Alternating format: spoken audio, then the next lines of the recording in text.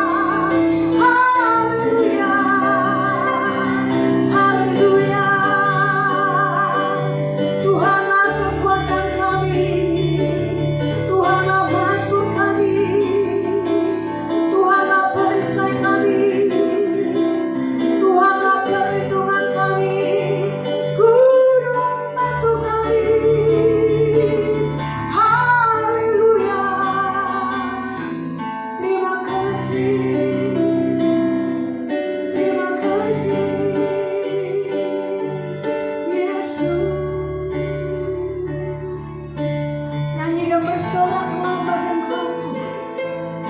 Haleluya. Karena segalanya bernafas memuji-Mu Tuhan. Haleluya. Nyanyi dan bersoraklah bagi Dia. Pujian, hormat, kuasa bagi Raja. Gunung tunduk, laut bergelora, mendengar nama-Mu. Ku bersuka atas perbuatan-Mu. Selamanya ku kasihi Engkau Tuhan. Tiada janji seperti yang ada pada. Tiada janji seperti yang ada pada. Tiada janji seperti yang ada padamu.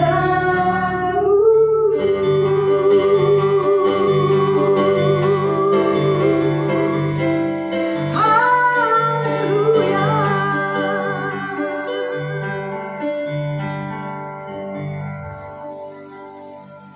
Haleluya. Bapa surga sedang menyembah Engkau Tuhan. Dan Engkau sedang menantikan, menunggu setiap pujian dan penyembahan dari umat-Mu, dari gereja-Mu. Haleluya. Terima kasih Bapa. Terima kasih Tuhan. Terima kasih Tuhan. Terima kasih Bapa. Terima kasih. Terima kasih Tuhan. Terima kasih. Biarlah segala yang bernafas mengagung-agungkan Engkau Tuhan. Di dalam kebesaran, dalam kekudusan-Mu, di dalam kemasyuran-Mu Bapa. Haleluya.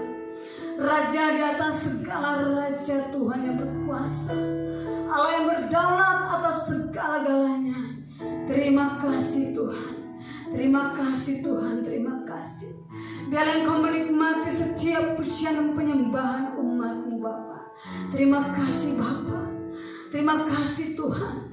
Dan waktu Engkau menikmati setiap pujian dan penyembahan umat-Mu, maka Engkau akan bergerak dari tempat duduk-Mu untuk datang mengurapi kami Bapa, untuk datang menyatakan kemuliaan-Mu, hadirat-Mu bagi gereja-Mu, bagi umat-Mu dimanapun mereka berada, di dalam nama Yesus. Haleluya.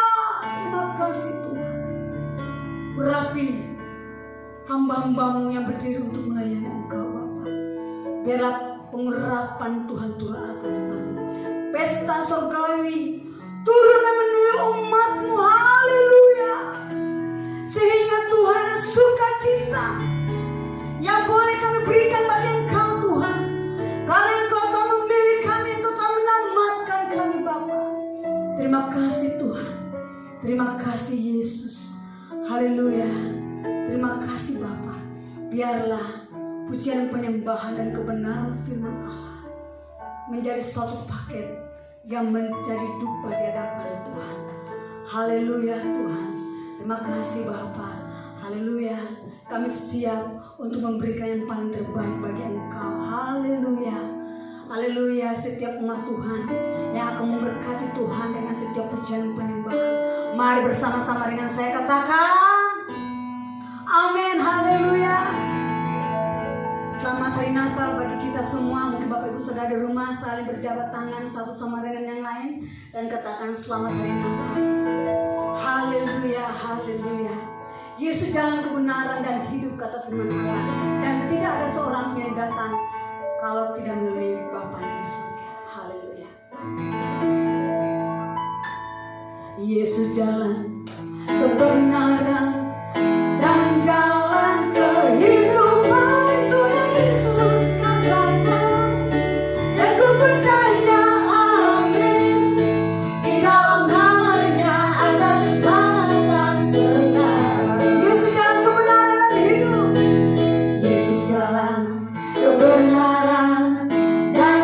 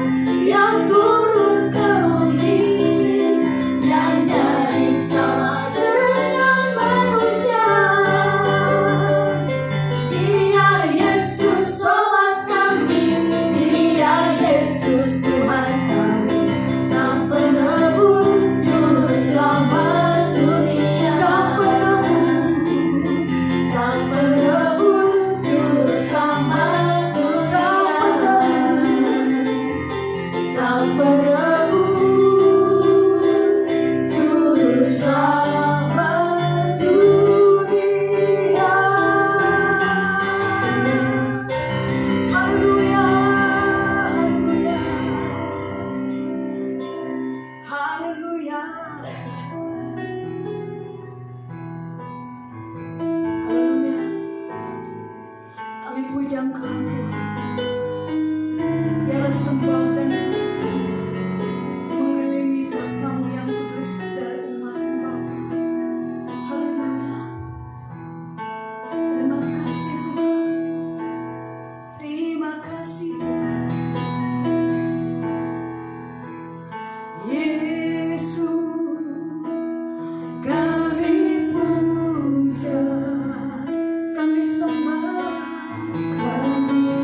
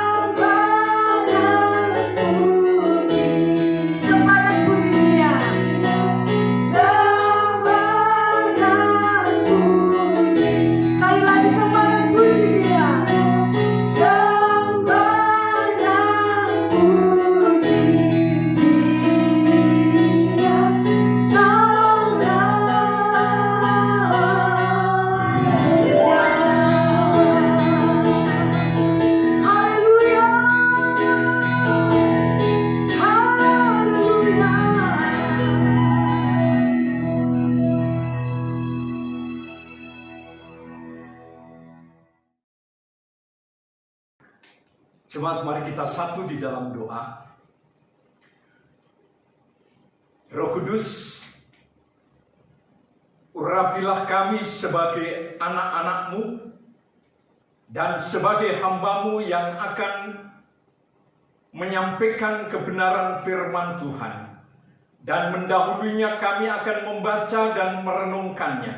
Tuhan tolong, Tuhan urapi, Tuhan memberkati. Dalam nama Tuhan Yesus. Haleluya, haleluya, amin. Ya. Jemaat yang dikasihi Tuhan Yesus Kristus, pada pagi hari ini kita sudah masuk dalam suatu perayaan Natal atau berada di dalam puncak perayaan Natal, di mana gereja atau semua gereja merayakan Natal Kristus. Kalau kita renungkan dan kita cermati, kurang lebih 2000 tahun gereja melewati tahun-tahun sejarah yang besar. Dan tahun-tahun sejarah yang panjang inilah tentunya gereja belajar bagaimana mengikuti Tuhan Yesus dan melayaninya.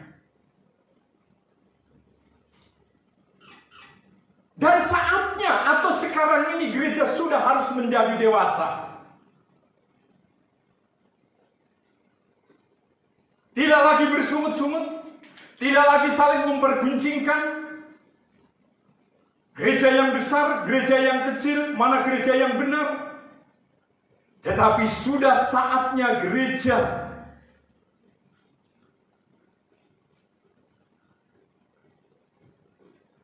melakukan apa yang Tuhan mau. Kalau gereja itu sungguh-sungguh mengasihi Tuhan dan belajar untuk sevisi dengan Tuhan.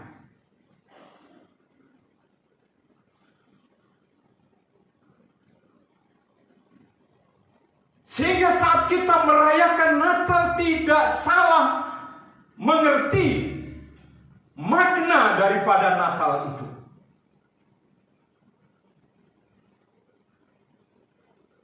Tuhan Yesus datang bukan untuk menciptakan suatu pesta dunia yang meriah. Tuhan Yesus datang bukan untuk berwisata, bukan untuk plesir di tengah-tengah dunia ini selama kurang lebih 3,5 tahun. Tapi kedatangannya adalah untuk menjalankan tugas pelayanannya atau tugas penyelamatan.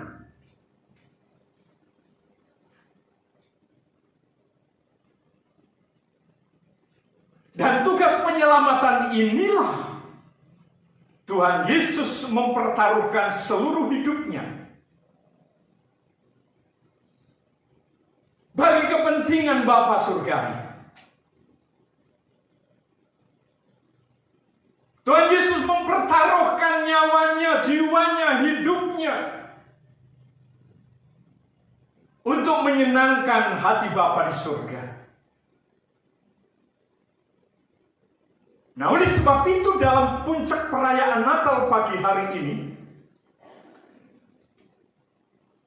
saya mengajak kita semua untuk membaca bagian firman Tuhan dari Injil Lukas pasal 2. Kita baca dari ayat 1 sampai dengan ayatnya yang ke-7. Lukas pasal 2 ayat 1 sampai dengan ayatnya yang ke-7. Biar saya akan membacakan bagian firman Tuhan ini bagi kita semua. Kalau semuanya sudah dapat, kita akan baca firman Tuhan ini. Pada waktu itu Kaisar Agustus mengeluarkan suatu perintah menyuruh mendaftarkan semua orang di seluruh dunia.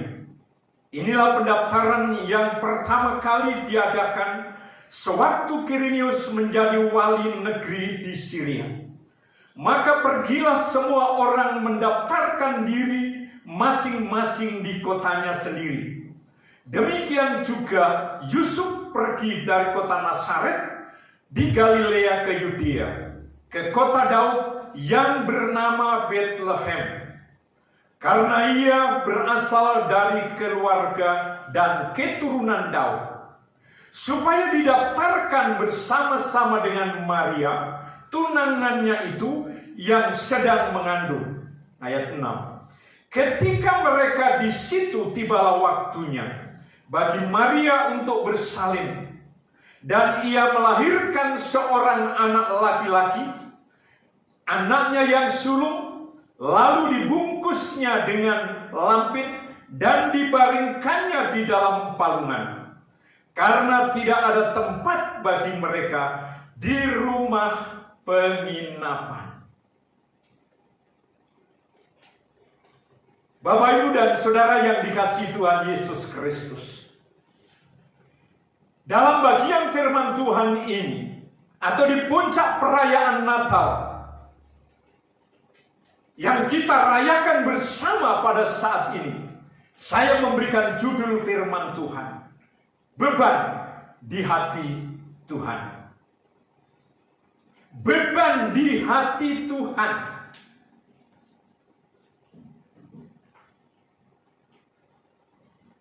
Kalau kita baca kembali bagian demi bagian firman Tuhan ini, intinya ada pada ayatnya yang ke-7. Ini yang menjadi perenungan kita pada pagi hari ini. Dan ia melahirkan seorang anak laki-laki, anaknya yang sulung, lalu dibungkusnya dengan lampin dan dibaringkannya dalam palungan, karena tidak ada tempat bagi mereka di rumah penginapan. Kedatangan Tuhan Yesus Kristus,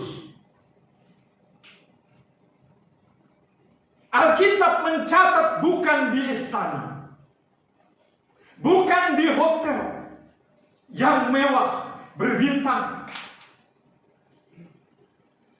bukan di rumah yang sederhana, tapi justru Yesus yang adalah Raja penguasa dunia ini dilahirkan di kandang yang hina.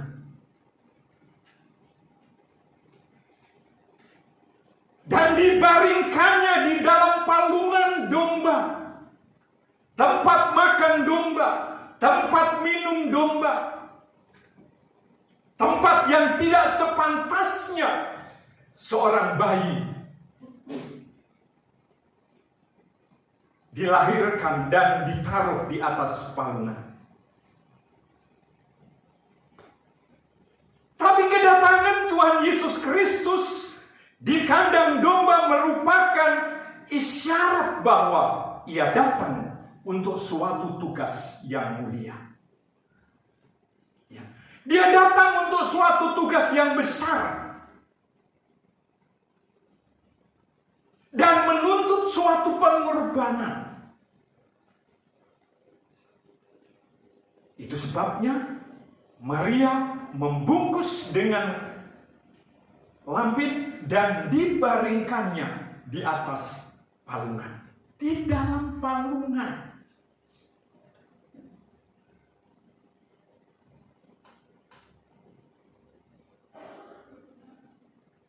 Kalau kita melihat kata palungan, itu merupakan suatu bahasa pengorbanan.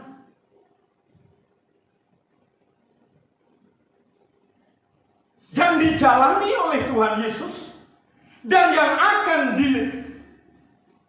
dilalui terus-menerus dalam perjalanan hidupnya.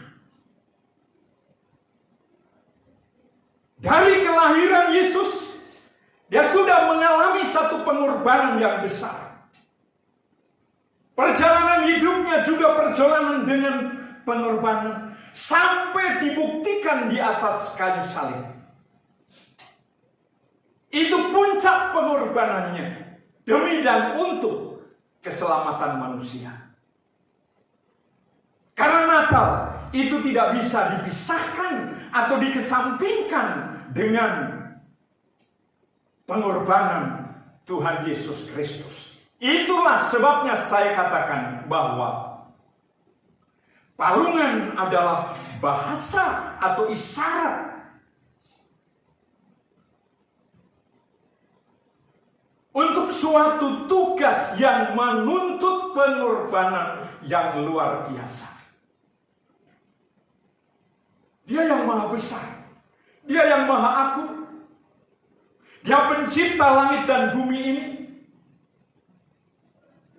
Tetapi Dia datang di bumi ini, tempatnya di kandang, dibaringkan di atas palungan.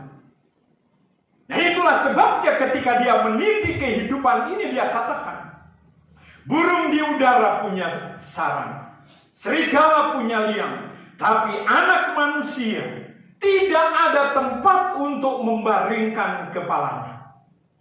Dan ini sudah dimulai dari sejak start, awal dari kehadirannya di tengah-tengah dunia ini.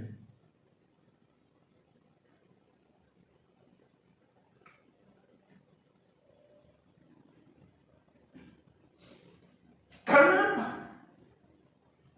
Ia datang bukan untuk dilayani, melainkan menyerahkan dirinya, melainkan menyerahkan nyawanya menjadi tebusan banyak orang. Ya, Bapak Ibu bisa membaca dalam Injil Lukas pasal 10 ayat 45. Tuhan Yesus datang ke dunia ini bukan untuk dilayani, melainkan menyerahkan nyawanya menjadi tebusan banyak orang.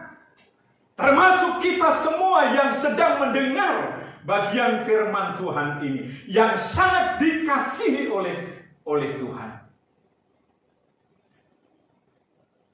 Bapak Ibu yang dikasihi Tuhan kita Yesus Kristus, kandang domba. Kalau dikatakan ini rumah sangat sederhana pun tidak, belum memenuhi syarat tentang rumah. Sangat sederhana. Dia ada di gua yang kecil. Namun ini memang tempat ini biasa disediakan bagi rakyat jelata, rakyat yang dianggap tidak mampu, rakyat yang dianggap parkir miskin. Luar biasa, mau menyampaikan parkir miskin aja susahnya luar biasa. Ya, parkir miskin. Wow. Kita semua yang dengar firman Tuhan ini dilahirkan bukan seperti apa yang Tuhan Yesus alami. Pernah ada yang bertanya demikian, kenapa Tuhan Yesus itu adalah Raja dan Bapa di surga, penguasa dunia ini? Kenapa Allah tidak sanggup? Di mana Yesus mendapatkan tempat yang layak untuk kelahirannya. Saya memberikan suatu jawaban. Inilah teladan dari kerendahan hatinya. Kendati dia dianggap fakir miskin dan dilahirkan di kandang yang hina, diletakkan di dalam palungan, tapi dari kemiskinannya inilah yang akan memperkaya kita sebagai anak-anaknya. Wow. Yang akan memenuhi semua apa yang menjadi kebutuhan hidup kita. Di Indonesia tidak ada gereja yang lambangnya burung pinguin. Paling tidak salib atau ayam. Tapi nggak pernah di Indonesia ada gereja yang lambangnya burung pinguin. Kenapa? Di luar negeri itu ada gereja yang di atasnya itu bukan ayam, bukan salib, tapi burung pinguin.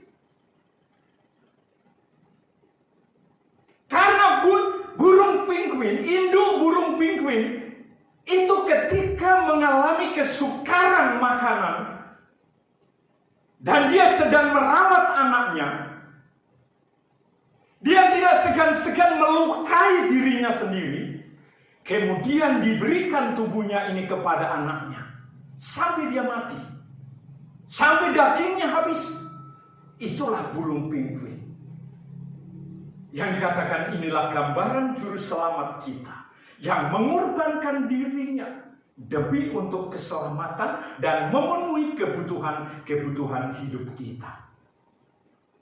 Sehingga kandang domba ini adalah garis untuk start, untuk melangkah, menjalani perjuangannya untuk merebut kehidupan manusia dari tangan penguasa dunia ini. Merebut kehidupan manusia dari tangan iblis. Itu diawali, startnya adalah dari kandang domba ini. Dari suatu penghinaan yang luar biasa. Dari suatu kemiskinannya yang dahsyat. Tetapi akhirnya memperkaya seluruh kehidupan anak-anaknya di tengah-tengah dunia ini. Ada amin, Bapak Ibu yang kekasih?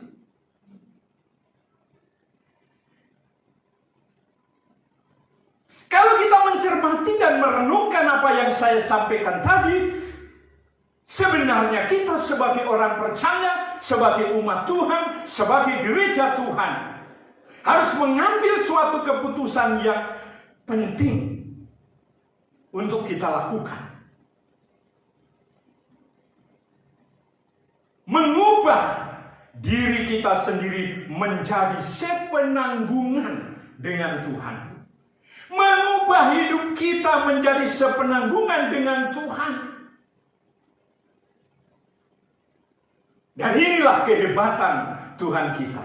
Inilah kehebatan Allah yang kita percayai di tengah-tengah dunia ini. Yang perlu kita teladani.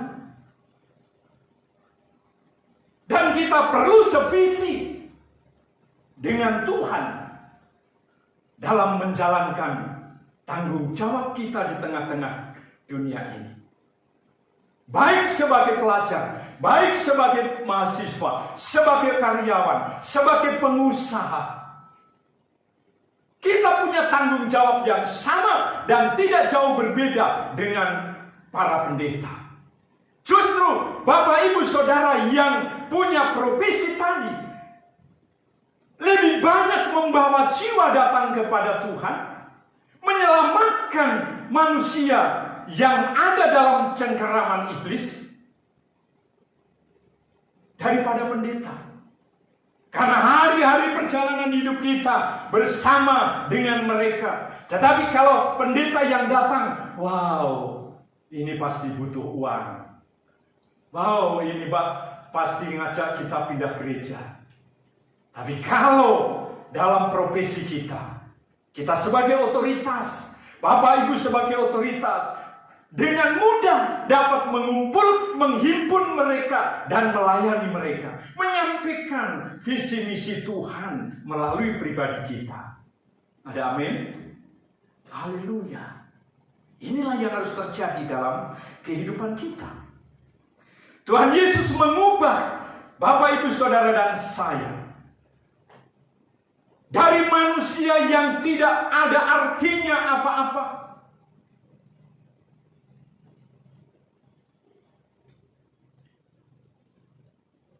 menjadi seorang yang bermutu tinggi, menjadi seorang yang berkualitas tinggi.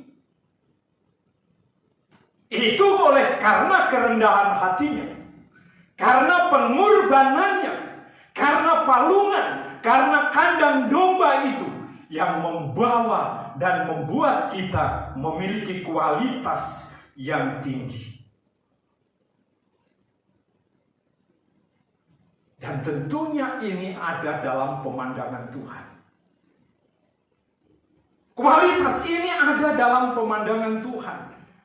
Kalau dalam pemandangan dunia, kita tidak dihargai, kita tidak akan dihormati, kita tidak akan disanjung. Tetapi biarlah melalui kehidupan ini, semua orang akan menyanjung juru selamat kita, walaupun dia dihina di kandang yang hina. Puncak penyelamatan dan karyanya yang agung, juga dia mengalami penghinaan yang luar biasa. Yesus, kalau engkau anak Allah, selamatkanlah dirimu dan selamatkanlah aku. Ini suatu penghinaan. Kalau engkau anak Allah yang hidup, turunlah dari salib itu. Ini suatu penghinaan. Lahir dalam penghinaan dan kematian pengorbanannya dalam penghinaan. Tetapi hasilnya apa, Bapak Ibu yang kekasih? Dia dimuliakan di atas segala-galanya. Bapa permuliakan namanya. Dan kita pun dipermuliakan oleh Bapa di surga lewat pengorbanan dirinya. Haleluya. Ada amin?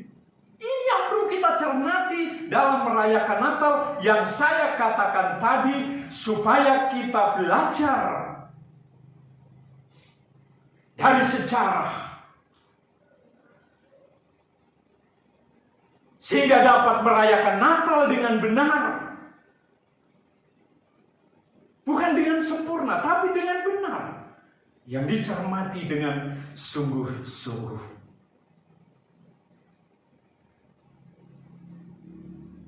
Supaya dapat menyenangkan hati Bapa. Karena dalam Yohanes pasal 10, ayat 10 bagian B, saya akan bacakan di sini. Firman Tuhan katakan demikian, aku datang supaya mereka mempunyai hidup dan mempunyainya dalam segala kelimpahan. Ya. Yang pertama, aku datang supaya mereka mempunyai hidup. Kita semua memiliki hidup. Dan hidup itu hidup yang berkualitas. Oleh karena apa?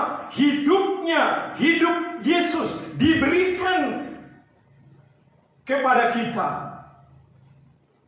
Sehingga dia menggantikan segala kehidupan yang sia-sia dan tidak berarti menjadi kehidupan yang berarti dan mempunyainya dalam segala kelimpahan. Wow, ini luar biasa. Tapi jangan salah mengartikan kata kelimpahan. Kelimpahan di sini bukan kelimpahan dengan materi atau kelimpahan secara materi, harta duniawi ini.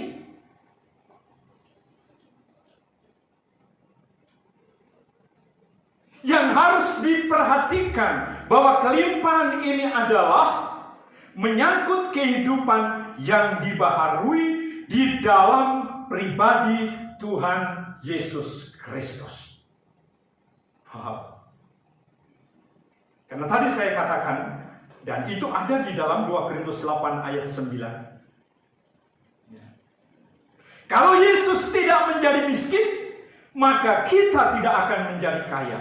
Karena dia hidup dalam kemiskinan, maka kita akan diperkaya. Yang oleh karena kamu menjadi miskin, sekalipun ia kaya, supaya kamu menjadi kaya oleh karena kemiskinannya. Wow. Ya.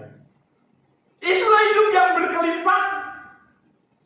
Damai sejahtera Allah, sukacita melimpah dalam kehidupan ini. Dan di hari bahagia ini, saya percaya sebab kita mengalami sukacita yang besar. Amin. Puji Tuhan.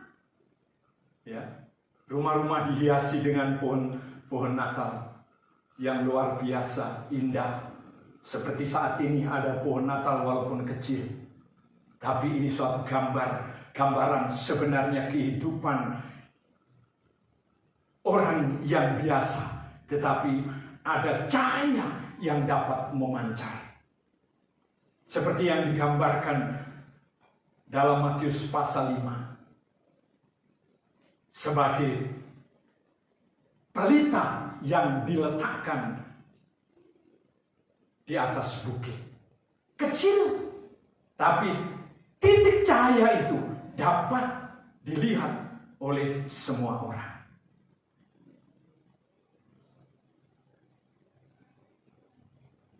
Bapak Ibu yang dikasihi Tuhan Yesus, kata kelimpahan tadi artinya adalah berkualitas. Hal ini menyangkut karakter yang diubah menjadi karakter Tuhan Yesus Kristus. Menyangkut karakter kita yang sudah diubahkan. Bagaimana? Apakah karakter kita sudah diubah oleh karakter Tuhan Yesus Kristus? Saya percaya firman Tuhan itu ya dan amin. Dan kita harus mengambil suatu keputusan yang harus kita lakukan. Mengubah diri kita menjadi sepenanggungan dengan Tuhan. Menjadi sepenanggungan dengan Tuhan Yesus Kristus. Dari orang yang menerima berkat, atau yang tadinya hanya penerima, tetapi sekarang menjadi orang yang memberi. Dan berkat ini bukan yang materi.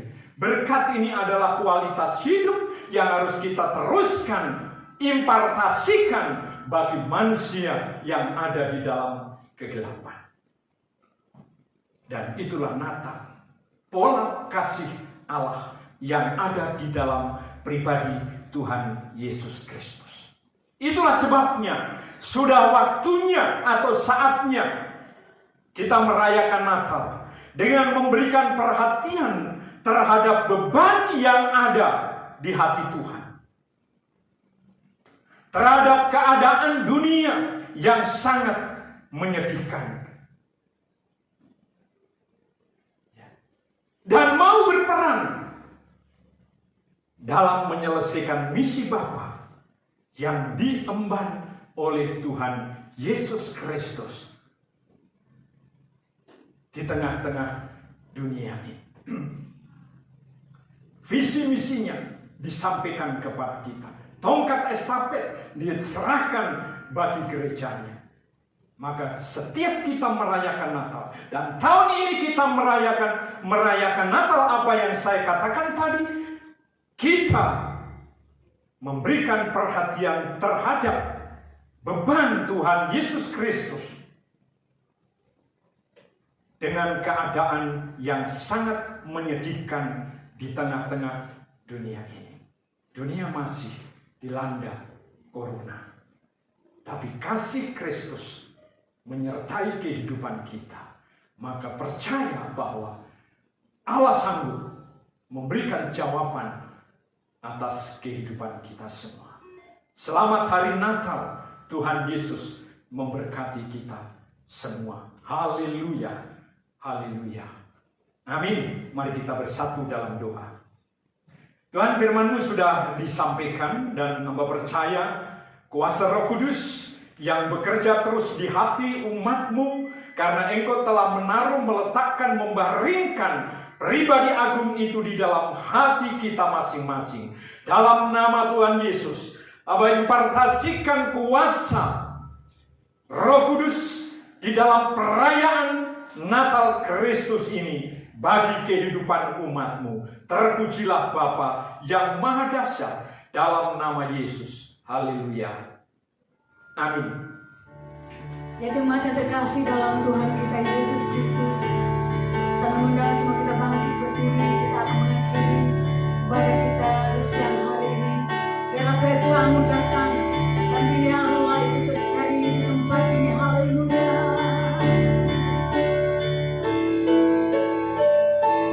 Kerajaan-Mu datanglah, kehendak-Mu jadilah di bumi seperti di surga.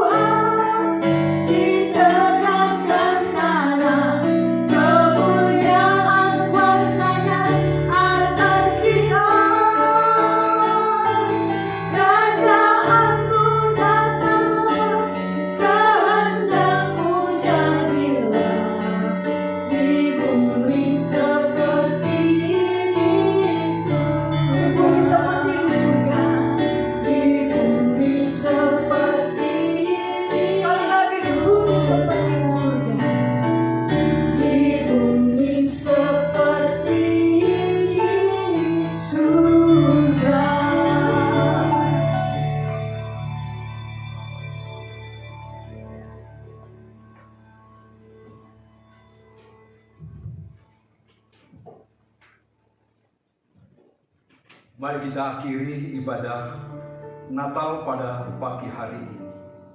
Haleluya. Jemaat yang kekasih, angkatlah kedua belah tanganmu. Arahkan hatimu kepada Tuhan di hari yang bahagia ini, di mana Yesus pernah lahir di tengah-tengah dunia ini sebagai Tuhan dan Raja yang penuh dengan kemuliaan. Biarlah ketika kita kembali ke dalam aktivitas kita masing-masing hari ini, suasana Natal dan kasih Kristus terus menyertai perjalanan hidup kita semua. Dalam nama Tuhan Yesus. Haleluya, haleluya, haleluya. Amin. Selamat hari Natal, selamat hari Natal, selamat